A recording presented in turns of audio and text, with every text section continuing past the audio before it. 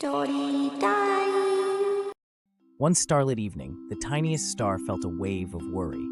The moon was missing, leaving the world below shrouded in shadows.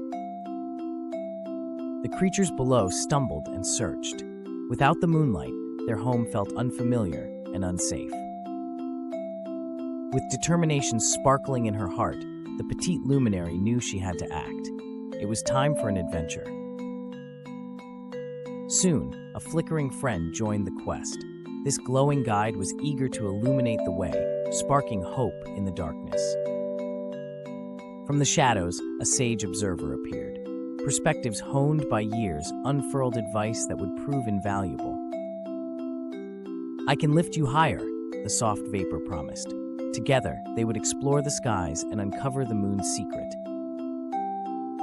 The adventurers faced a daunting sight. A wall of clouds shielded their goal, and doubts began to bubble up inside. Inspiration ignited. With brilliant insights and unwavering light, a shimmering plan began to blossom amid the confusion.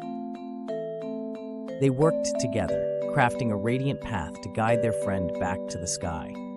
Every flicker and flap felt powerful.